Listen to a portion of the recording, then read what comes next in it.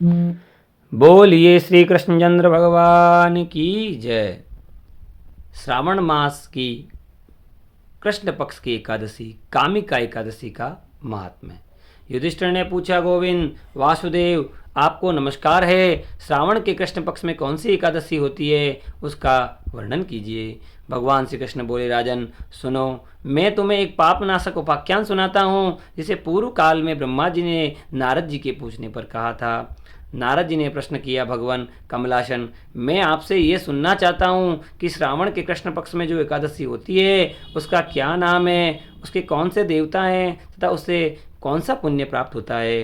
प्रभु ये सब बताइए। ब्रह्मा जी ने कहा, नारद सुनो, मैं संपूर्ण लोगों के हित की इच्छा से तुम्हारे प्रश्न का उत्तर दे रहा हूँ। श्रावण मास में जो कृष्ण पक्ष एकादशी होती है उसका नाम कामिका है। उसके स्मरण मात्र से वाजपेयी यज्ञ का फल प्राप्त मिलता है। उस दिन श्रीधर, हरि, विष्णु, माधव और मधुसूदन आदि नामों से भगवान का पूजन करना चाहिए। भगवान श्री कृष्ण के पूजन से जो फल मिलता है वह गंगा, काशी, नैमिषारण्य तथा पुष्कर क्षेत्र में भी सुलभ नहीं है।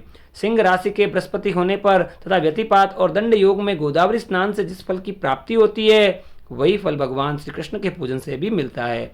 जो समुद्र और वन सहित समूची पृथ्वी का दान करता है तथा जो कामिका एकादशी का व्रत करता है वे दोनों समान फल के भागी माने गए हैं। जो ब्याती हुई गाय को अन्यान्य सामग्रियों सहित दान करता है उस मनुष्य को जिस फल की प्राप्ति होती है वही कामिका का व्रत करने को वाले को मिलता है। जो नरश्रेष्ठ श्रावण मास में भगवान श्रीधर का पूजन करता है उसके द्वारा गंधर्वों और नागों सहित संपूर्ण देवताओं की पूजा हो जाती है।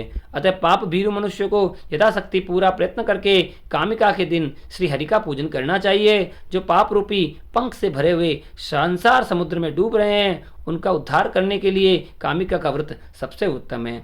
अध्यात्म विद्या परायण पुरुषों को जिस फल की प्राप्ति होती है उससे बहुत अधिक फल कामिका व्रत का सेवन करने वाले को मिलता है।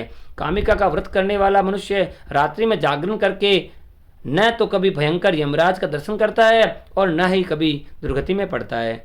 लाल मणि, मोती, वैदुर्य और मूंगे आदि से पूजित होकर श्री भगवान विष्णु वैसे संतुष्ट नहीं होते जैसे तुलसी दल से पूजित होने पर होते हैं।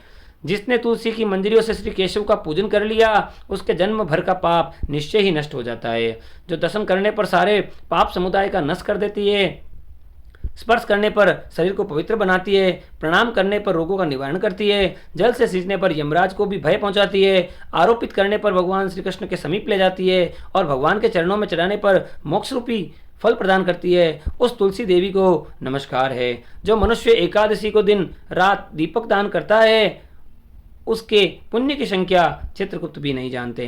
एकादशी के दिन भगवान श्री कृष्ण के सन्मुख जिसका दीपक जलता है उसके पितर स्वर्ग लोक में स्थित होकर अमृत पान से तृप्त होते हैं। घी अथवा तिल के तेल से भगवान के सामने दीपक जलाकर मनुष्य देह त्याग के पश्चात करोड़ों दीपकों से पूजित हो स्वर्ग लोक में जाता है। भगवान श्री कृष्ण कहते हैं, युधिष्ठिर ये तुम्हारे सामने मैंने कामिका एकादशी का महीना का वर्णन किया है। कामिका सब पातकों को हरने वाली है, अतः मानवों को इसका व्रत अवश्य करना चाहिए। यह स्वर्ग लोक और महान पुण्य फल प्रदान करने वाली है। जो मनुष्य श्रद्धा के साथ इसका महात्म्य श्रवण करता है वह सब पापों से मुक्त हो विष्णु लोक में जाता है। बोलिए श्री कृष्णचंद्र भगवान की जय।